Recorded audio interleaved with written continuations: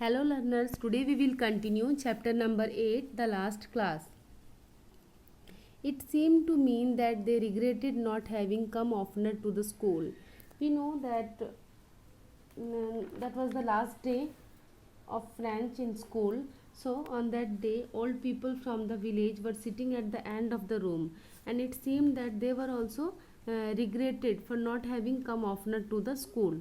They were also sad. Okay, it was also a way of thanking. It is also a way of thanking to the teacher for his uh, faithful service of 40 years, and of paying their respect to the fatherland which was vanishing. That's why they all came there.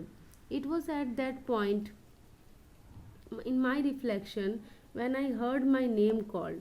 It was my turn to recite, and now it was his turn to recite.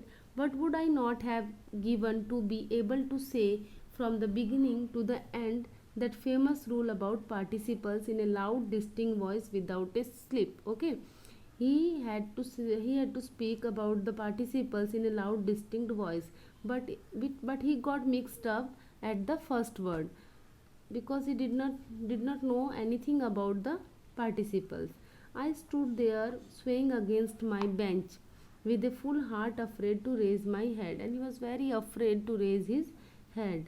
I heard Mr. Hamel speaking to me. Mr. Hamel told him that he will not scold him. He you must be punished enough. Mr. Hamel told him that you must be punished enough. That is the way it goes. Every day we say to ourselves. Every day we say to ourselves, Shah, I have time enough. I will learn tomorrow. And then you see what happened. Mr. Hamel told him, this is our this because of this habit. We are always saying that tomorrow I will do it. Tomorrow I will complete it. And what happened? See the result. You claim to be French and you can neither speak nor write your language. You are not able to write your and not able to speak your own language. In all this, you are not only guiltiest one. Your parents, you, and I also blame to myself also for all this. Your parents, they preferred to send you to the work in the field or in the factories. Instead of studying, they send you to the factories in order to earn some money. And I blame to myself also. Instead of studying, I took your help for garden, water my garden, and for fishing also. Then, passing from one thing to another, Mr. Hamel began to talk to us about the French language. Then Mr. Hamel told them about the French language. He told that it was the most beautiful language in the world, that we must always return it, we must always remember it and never forget it, because when a people falls into servitude, when a people, servitude means slavery, so long as it cling to its language, if you cling to your own language, it is as if it held the key to its prison. Okay, our mother tongue, always keep the mother tongue close to your heart, as it is the key to the prison of slavery. Okay, when the lesson was at the end, we passed to writing, and at the end they started writing. You should have seen how hard we all worked and how silent it was. In your textbook one picture is giving, and there see that picture, they all are writing very sincerely. Nothing could be heard save the grinding of pens on paper. On the roof of the schoolhouse, pigeon cooed in low tones, and I said to myself as I listened to them. And when Franz listened to them, he said to himself, I wonder if they are going to compel them to sing in German. And Franz is saying that I wondered if Prussian could force pigeons to coo in German.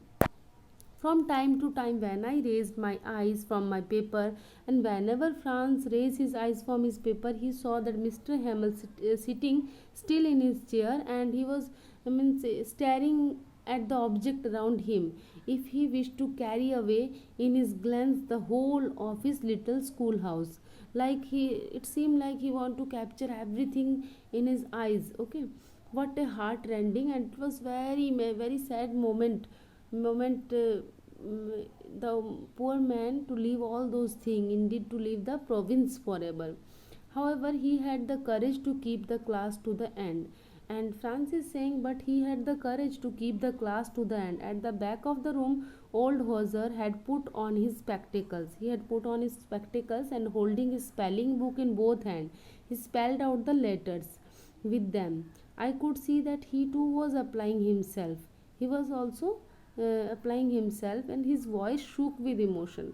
Okay, because he was in sorrow, so his voice shook with emotion, and it was so funny for them, for the children. I shall remember that last class.